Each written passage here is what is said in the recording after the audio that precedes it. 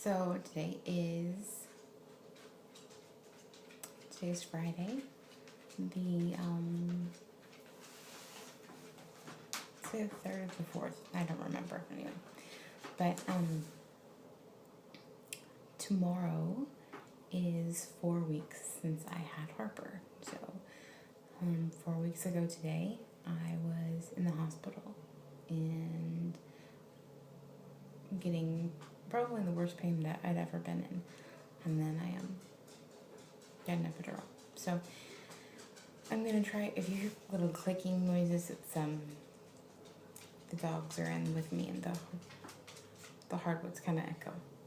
Anyway, I decided to kind of tell some of my story, of Harper's story tonight, because tomorrow's her 4-week birthday, and tomorrow, since hard stuff's gonna happen, and I'm gonna talk to you about that tomorrow. So that's tomorrow. So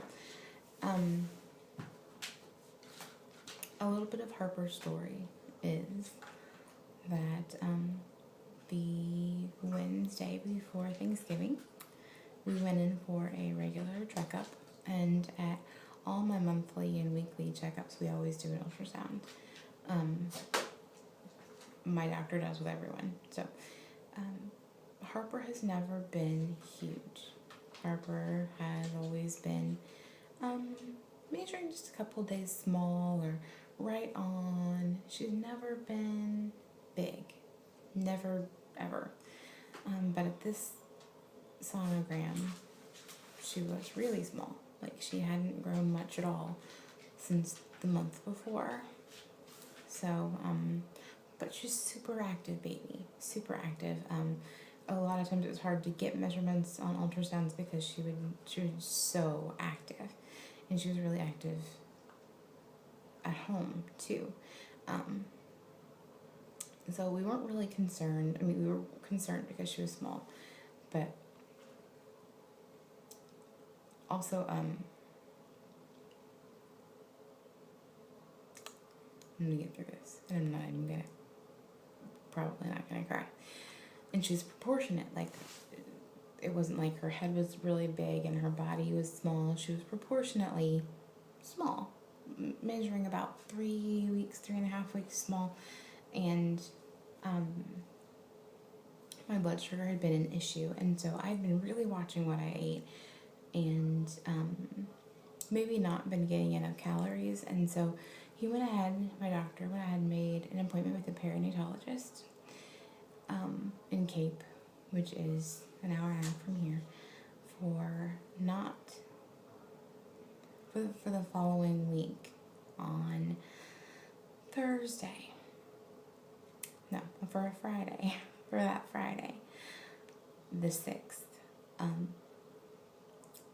And said, take it easy, increase your calorie intake. Let's just play it by ear. She's super active. We didn't have any indications that there was anything really wrong, except that she was not growing. She's small still. So, in between that appointment and the perinatologist appointment, they started forecasting a terrible ice and snowstorm, and I was really nervous that I would get up there and be stuck, or we wouldn't be able to get there. And so I called and I talked to the nurse, and there were some cancellations because other people were worried about that too, but I was not going to cancel. So she went ahead and moved my appointment to the 5th instead of the 6th. And so that was fine. On Tuesday night of that week, Harper had always been transverse. Always across the belly. In every ultrasound. Always across the belly. And that Tuesday night, I saw my stomach. It was the craziest thing. Flip. So she had flipped. Either in position or breech, but she had completely flipped. And it was a crazy amount of movement. That is probably when she died. because she had the cord wrapped around her neck 3 times and had her cord was a little short. So probably that Tuesday night when I was so excited to see her flip, that was probably when she died. But Wednesday, I had the stomach flu. I didn't feel good, and I had not missed any school all year, and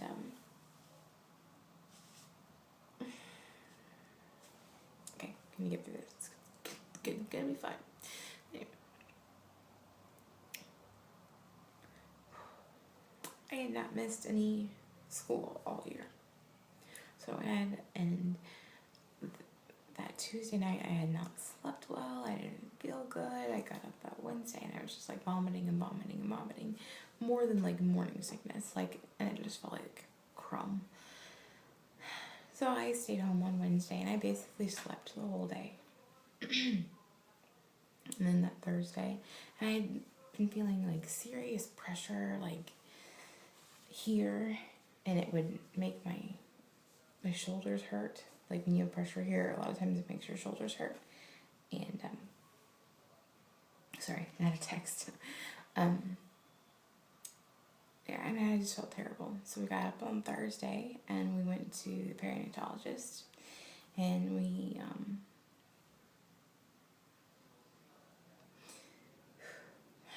went through our medical history. He got up the ultrasound, and at the perinatologist, they have like the regular ultrasound where you have a little monitor where he sees what he sees, but then they have it on a big screen in front of you, so you can see everything, which was so awesome. And the first thing that he told us was, "Did you know that your baby's breech?" And I said, I thought she might have been breech, might have flipped breech because she'd been transverse. And we counted fingers and we counted toes, and he looked at her brain, and he looked at her eyes, and he looked at her ears looked perfect, and we saw 10 little toes, and he said, "Oh, she has feet that are kind of big," and then he didn't say anything for a long time. And then he sent Joshua to go with the other perinatologist that was in his practice, and she came in and he said, "I need you to confirm what I think I see."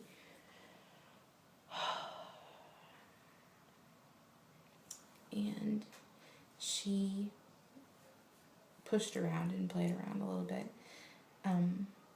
clicked a picture, a still shot, and said, "I confirm," and walked out of the room.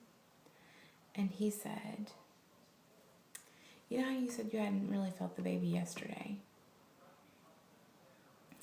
Well, and I said, "Yeah, because of the flu." And he said, "Well, there's no heartbeat. Your baby's dead."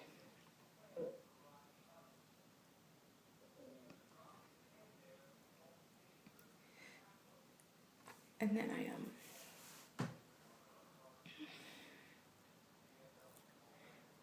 just started screaming and screaming, and he just walked out of the room and left us in there with this huge picture of our baby's not beating heart.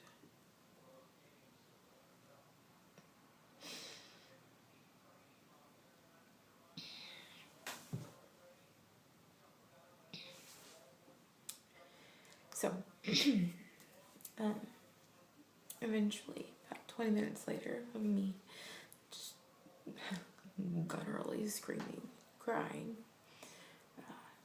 Joshua stepped out into the hall and said, "Is there anywhere else you can put us?" thoughts and make the decisions that you need us to make. And so they put us in another room. And the nurse came and sat with me while Joshua called our parents. And they called the chaplain, and he was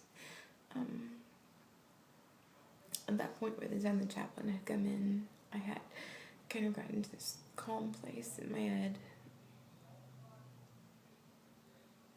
Probably shock, but just like I was not scream crying anymore. But he was just, the chaplain was just like sobbing and didn't really know how to help us either. The doctor, the perinatologist there, wanted to do an amniocentesis there at the office, but he said we would have to go back into the ultrasound room, but he would turn off the big screen so I wouldn't have to see it. But if you don't know what that is, an amniocentesis is when they stick a needle in to her sac and pull out some of the amniotic fluid to test it. And so we went back in, and I said, would there be any difference if I went home and had my doctor do this tomorrow, or even Monday, whenever I can see him?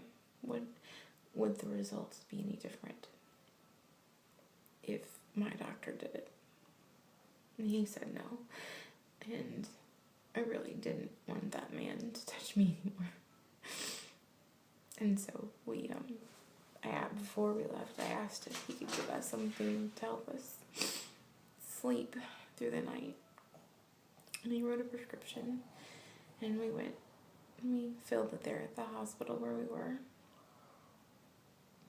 And we came home, and on the way home we had called Joshua's parents, and we asked, our house was set up for her. We had anticipated them saying, she's small, we need to get her out. We were ready for her to come home, we were ready to see, if they said C-section today, we were ready. So his parents came and got, the bassinet out of the living room and the car seat out of the mud room.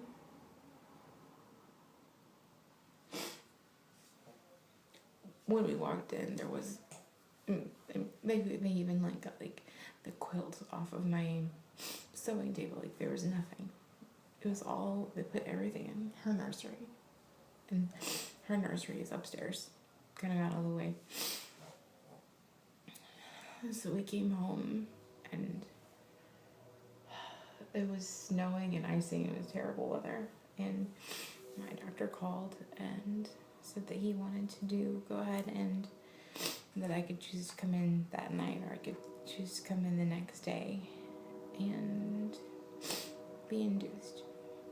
So I'm going to tell about that, being induced, and how we went through that and what Harper's birth looked like. And I think I might even share a picture of her in tomorrow's vlog.